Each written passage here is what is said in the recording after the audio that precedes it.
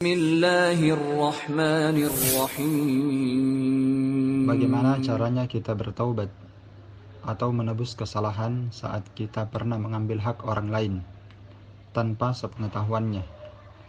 Apakah tidak apa-apa kalau kita cukup salat taubat dan mengganti hak itu secara diam-diam? Taib, pertanyaannya tentang bagaimanakah cara kita bertaubat ya terhadap kesalahan berkaitan dengan hak orang lain.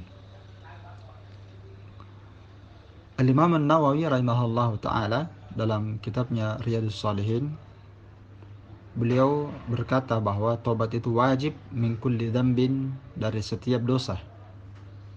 Fa in kanatil ma'siyah bainal abdi wa bainallahi ta'ala, maka apabila maksiat yang dibuat oleh seseorang, maksiat antara dia dengan Allah, ya, bukan maksiat, bukan dosa yang terkait dengan hak manusia yang lain, maka syarat tobat antara dosa yang dibuat hamba dengan Allah Ta'ala itu ada 3 syarat. Walaupun insyaallah Ta'ala yang benarnya dalam masalah ini berdasarkan dalil-dalil, Syekh Muhammad bin Shalih Al-Utsaimin menyebutkan ada 5 syarat benarnya tobat seseorang terhadap dosa yang terkait antara seseorang hamba dengan hak Allah Subhanahu wa taala. Ada 5 syarat ya yang menunjukkan akan benarnya tobat seseorang. 5 syarat ini adalah dalil, alamat yang menunjukkan bahwa tobat dia adalah tobat yang benar dan diterima di sisi Allah. 5 syaratnya. Iya. Adapun tobat antara seorang hamba dengan hamba yang lainnya, dosa yang dibuat antara dia dengan orang lain, itu ditambah lagi 1 syarat. Jadi totalnya ada 6 syarat.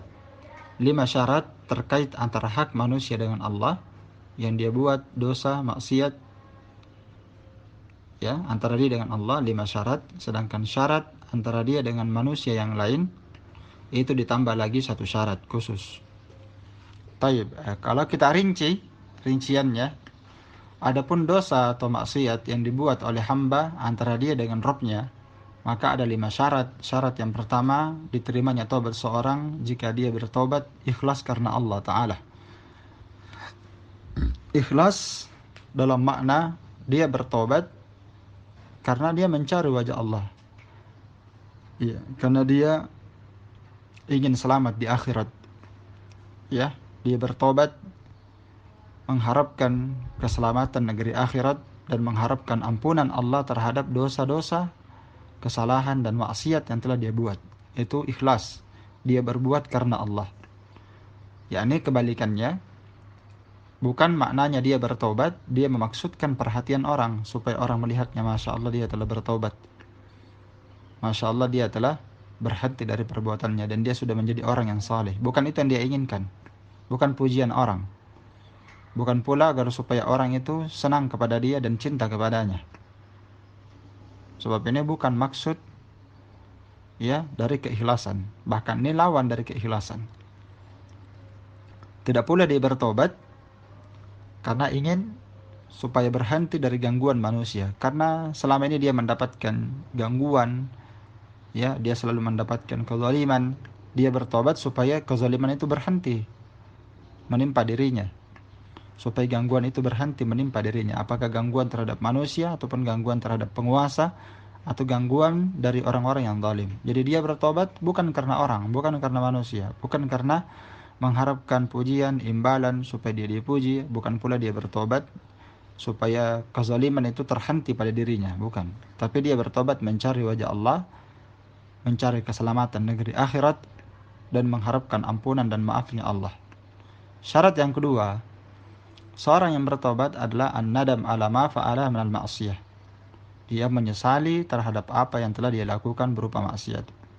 Maksiat, dosa itu hadir dalam dirinya. Dia merasakan bahwa dia sangat menyesal terhadap apa yang telah berlalu dari perbuatannya yang terkutuk, perbuatannya yang buruk, yang semisal dengannya. Syarat yang ketiga, ayyuqla'a anidz dzambi alladhi huwa fih. dia mencabut diri dari perbuatan dosa itu. Maksudnya dia betul-betul berhenti dari kesalahan dan dosa dia buat. Dosa, kalau kita lihat, mungkin bisa kita pandang dosa itu dari dua arah. Mungkin dia meninggalkan kewajiban-kewajiban yang Allah perintahkan, itu dosa. Atau mungkin dosa dalam bentuk dia melakukan perbuatan-perbuatan yang Allah haramkan.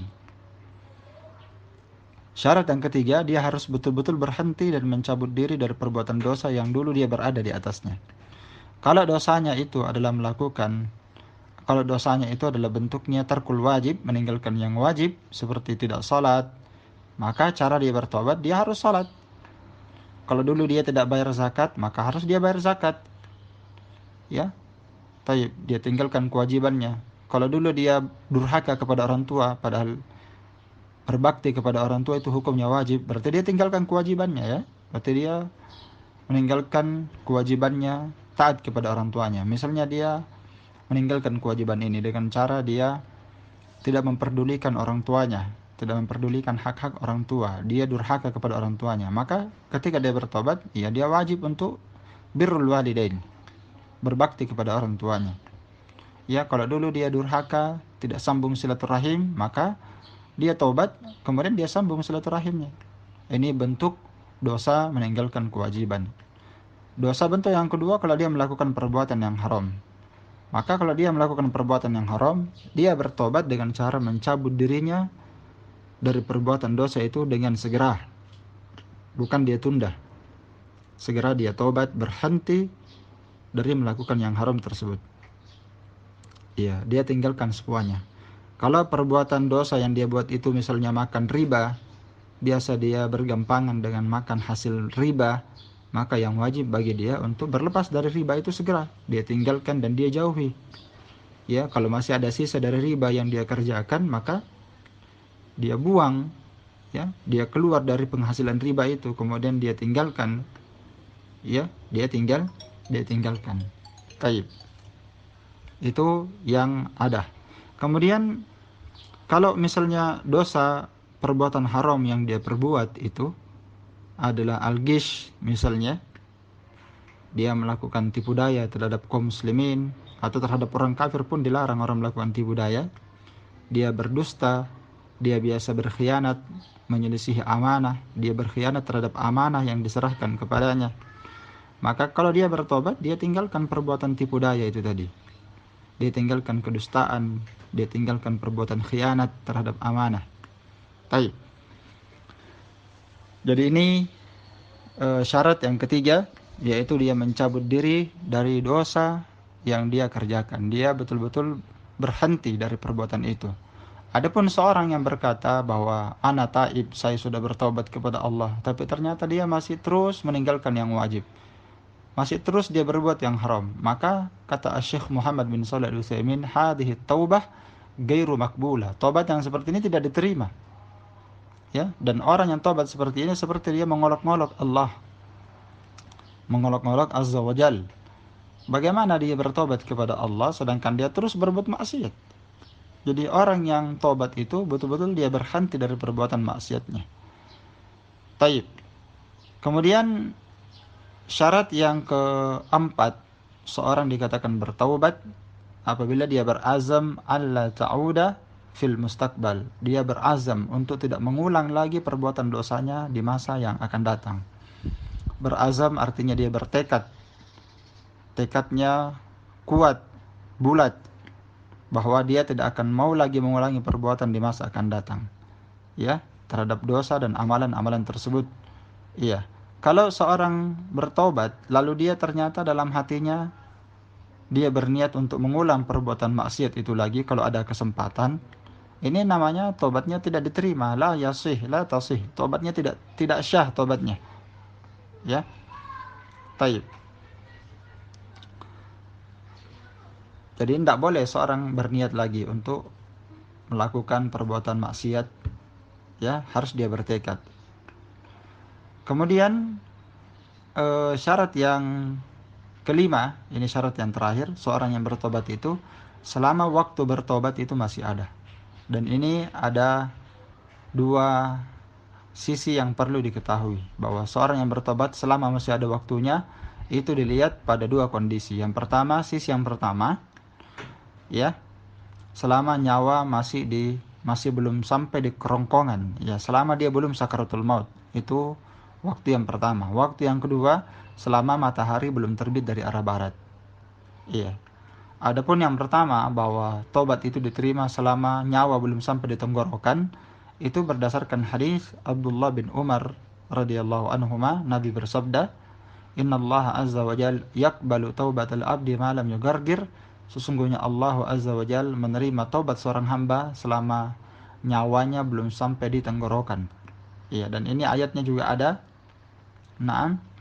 Kemudian sisi yang kedua, ya, selama tobatnya itu, ya, masih ada waktunya, dalam makna selama matahari belum terbit dari arah barat. Karena itu Nabi bersabda dalam hadis Abu Hurairah riwayat Muslim, "Man taba qabla an tatul asy-syamsu min maghribiha taballahu alaih." Barang siapa yang bertobat sebelum matahari terbit dari arah barat, maka Allah akan menerima tobatnya. Ini 5 syarat, ya, 5 syarat tobat. Kalau tobat itu, kalau dosa itu terkait antara dia dengan Allah Subhanahu wa taala, seperti perbuatan maksiat, riba, makan harta haram, suka menipu orang, ya. Afwan, bukan menipu orang, ya. Ini dosa terkait dengan antara dia dengan Allah, antara dia dengan manusia. Taib. Ini dosa antara dia dengan Allah seperti meninggalkan sholat, tidak bayar zakat, tidak puasa. Ini syaratnya 5. Kemudian kalau dosa itu terkait antara dia dengan hamba Allah yang lain, maka ditambah satu lagi syarat. Iya. Ditambah 1 syarat lagi. Kalau dosa yang dia buat antara dia dengan manusia. Dosa yang dibuat antara hamba dengan manusia yang lain mungkin terkait dalam masalah kehormatannya. 1.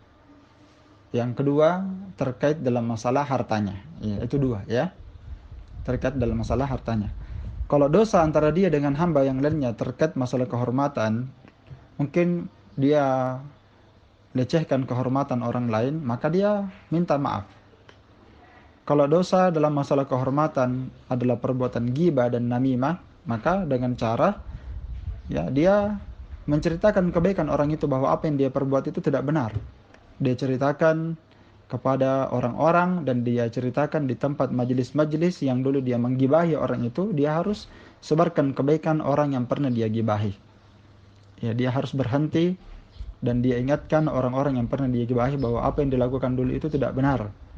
Ya, kesalahan dan kekeliruan. Seperti itu cara bertobat dari gibah. Ya. Kemudian kalau dosa yang terkait masalah harta, misalnya barang orang itu dia tipu, dia curi, diambil barangnya, maka kalau selama barangnya masih ada, maka barangnya itu yang dikembalikan. Kalau sudah tidak ada barangnya, maka dengan cara dia bayar dengan harganya. Kalau misalnya pernah dia curi HP orang misalnya, dan HP itu sudah nggak ada lagi, maka dihargai HP itu lalu dikembalikan kepada yang punya, lalu sambil dia minta maaf. Ya, kalau barangnya masih ada, maka barangnya itu dikembalikan. Kemudian kalau barangnya sudah hilang, maka dia ganti harganya. Taib, ini terkait dengan hak antara dia dengan orang lain. Jadi di sini pertanyaannya seperti itu. Ya, kesalahan yang dia buat mengambil hak orang lain tanpa sepengetahuannya. Artinya bahasa kita, ya, dia curi barangnya lah, seperti itu. Maka tobat yang seperti ini, pertanyaannya apakah cukup salat tobat dan mengganti hak itu secara diam-diam? Iya, seperti itu. Pertama, dia tobat antara dia dengan Allah Subhanahu wa taala, antara dia dengan Allah. Yang kedua, dia bertobat harus dia ganti haknya orang. Karena kalau belum dia ganti haknya orang, belum dia minta maaf, maka di akhirat akan dibalas. Ya, dan setiap hak manusia itu akan diganti, ya. Setiap hak manusia itu pasti akan diganti, tidak ada yang tidak. Siapa yang berbuat zalim antara manusia dengan hamba yang lainnya, maka pasti akan diganti selama dia tidak selesaikan urusannya di dunia. Jadi kalau dia punya kesalahan, maka harus dia gantikan. Maka dia harus dia gantikan haknya orang lain tersebut. Taib. Ini pertanyaan yang keempat, Ya, pertanyaan yang keempat. Wallahu alam.